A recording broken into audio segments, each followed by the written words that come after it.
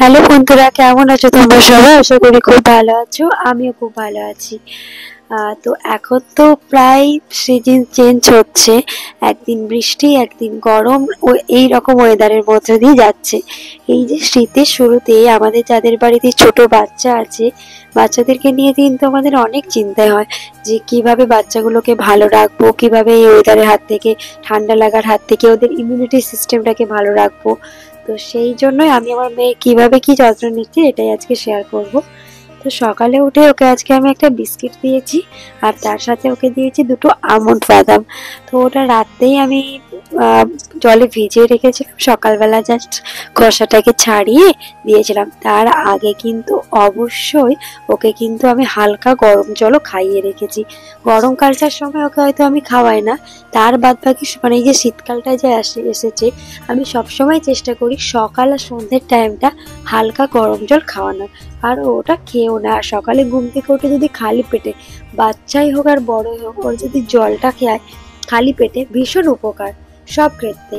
শরীরে নানা রকম রোগ, কোষ্ঠকাঠিন্য সব কিছু থেকে দূর হয়। আর এই যে আমন্ড বাদাম, এর তো উপকারিতা অনেকই আছে। সকালে ওকে যে দুটো বাদাম দিয়েছিলাম, ও দুটো বাদাম যা হোক করে খেলো আর কি। তো ওর জন্য আমি ব্রেকফাস্ট বানাতে চলে এসেছি। আজকে একটু ব্রেকফাস্ট অন্যরকম দিচ্ছি। ও সুজি খায় না বললেই চলে, কিন্তু আজ 2 সপ্তাহ পরে আমি ওকে সুজি খাওয়াচ্ছি। সুজিটা না প্রথমে আমি একটু ঘি দিয়ে একটু নাড়াচাড়া করে নিয়েছি, ওই যে বলে শুকনো করে একটু নাড়াচাড়া করে নিয়েছি, ভেজে নিয়েছি হালকা। তারপরে একটু নর্মাল যে জল আমরা খাই সেই জল দিয়ে কিন্তু একটু ফুটিয়ে নেব। ওর 2 বছর বয়স, মানে 2.5 বছর হতে যায়, হয়ে গেলে ওকে আমি এখনো কাউ মিল্ক শুরু করতে পারি না। ওই যে একবার মাঝে শুরু করেছিলাম, ডাক্তার আমাকে বারণ করেছিল, তারপর থেকে ওকে আর দেওয়া হয় না, তাই পেডিয়াশিওরটাই খাই। আর এই খেজুরটা আমি এই সুজিটা আমি ঘি দিয়ে নাড়াচাড়া করার পর এই যে 4টে খেজুর আমি রাত্রে ভিজিয়ে রেখেছিলাম। ফ্রিজে রাখি না, এখন যেহেতু ওয়েদারটা ঠান্ডা ঠান্ডা আছে তাই আমি আর ফ্রিজে রাখি না, বাইরে রেখে দিই। তো সকালে এই ছাঁকনিটা দিয়ে কিন্তু আমি একটু ছেঁকে নেবো ওই খেজুরটাকে। আর আমি খেজুরকে একদমই বয়েল করতে ভালোবাসি না, তো সেই কারণে আমি নর্মাল একটু ছেঁকে গ্যাসটাকে বন্ধ করে মিশিয়ে ওকে খাইয়ে দিই। এই যে ওকে এবার সুজিটা দেবো। ও ভালো, মানে খুব যে সুজি খেতে একটা পছন্দ করে তা না। তোমরা চাইলে না এখানে একটু দুধ অ্যাড করে দিতে পারো, যদি ফর্মুলা খায় বাচ্চা ফর্মুলা করে অ্যাড করে দিতে পারো। আর এখানে পেডিয়াশিওর চাইলেও অ্যাড করতে পারো। তো আমি দিলাম না, সকালের খাবারটা একটু হালকা পাতলা রাখারই চেষ্টা করলাম। এই যে খাওয়া হয়ে গেল, এতটার মতো এখনো পড়ে আছে, ও আর খাবে না। এই যে প্রায় খেয়েই নিয়েছে বলতে পারো, প্রতিদিনেরই অভ্যাস একটু ফেলে রাখবে। তো ওকে খাইয়ে আর নিজেও একটু খাওয়া দাওয়া করে ওই চা আর কি রান্না করে চলে এসেছি। তো এসে আমি প্রথমে একটু রান্না আমার টুকটাক হয়েই গিয়েছিল, সেগুলো শেয়ার করলাম না। আর এখন আমি তুতুন সোনার জন্য মাছটা ভেজে নিয়েছি, এটা আমি রুই মাছ দিচ্ছি তুতুন সোনাকে।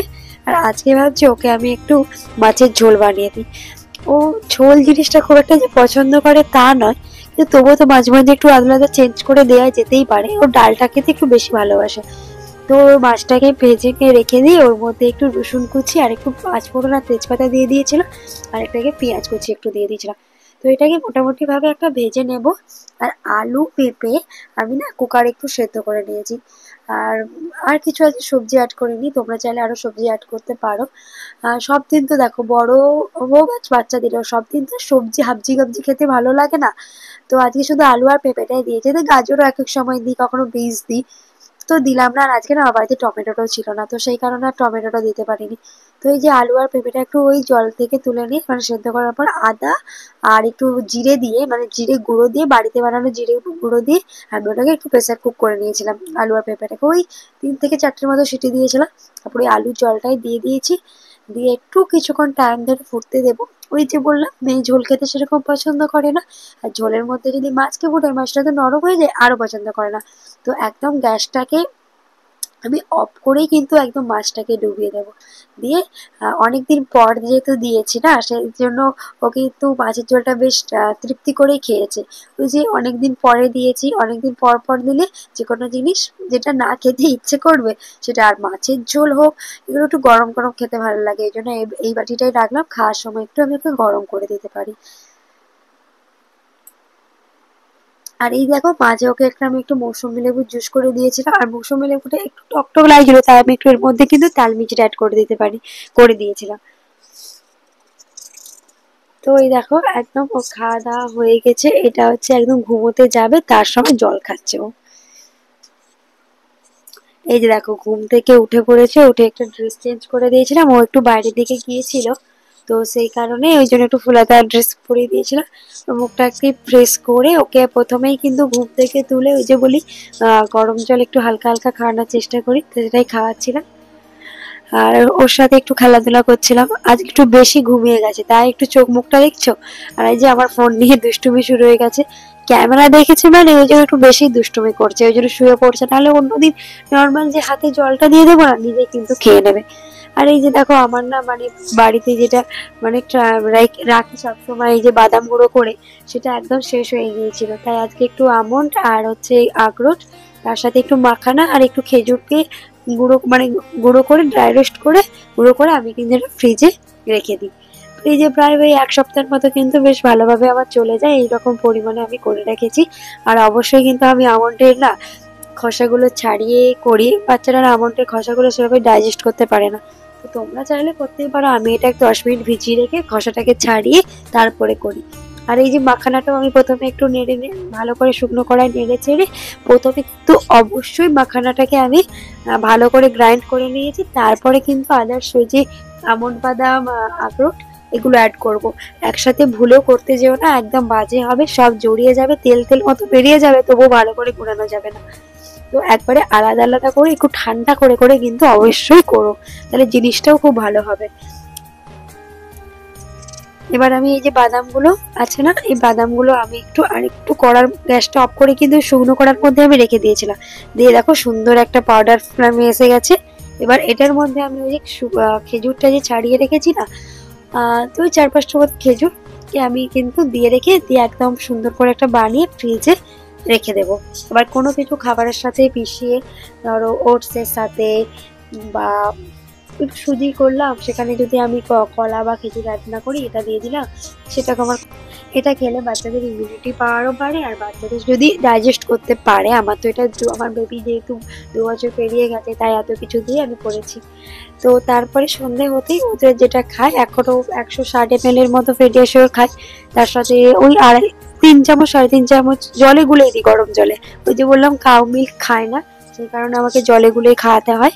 তোমরা চাইলে এখানে কিন্তু কাউ মিল্ক দিয়েও গুলে খাওয়াতে পারো।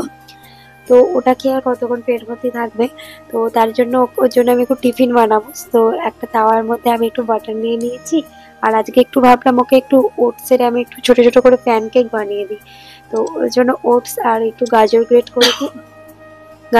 করে নিয়েছি, তার সাথে আছে একটু তোমরা যে যেটা কোনো সবজি চাইলে একটা ডিম দিয়েছি আর একটু দুধ দিয়েছি, এটা আমাদের এমনি যে আমুল মিল্কগুলো হয় না প্যাকেট দুধ, সেই জিনিসই দিয়েছি।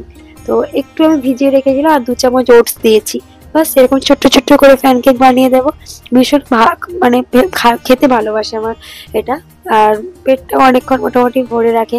এগুলো আমাকে সকালে দিতে খুব একটা ভালো লাগে না, তার কারণ বেশিক্ষণ মানে সকালের খাবারটা আমি সবসময় চেষ্টা করি একটু বেশ ভারী খাবার হয় যাতে পেটটা অনেকক্ষণ ভর্তি থাকে, যে সকালে এগুলো দিই না, তাই জন্য মানে সন্ধ্যের দিকে একটু এটা সেটা খাবার বানিয়ে দিই।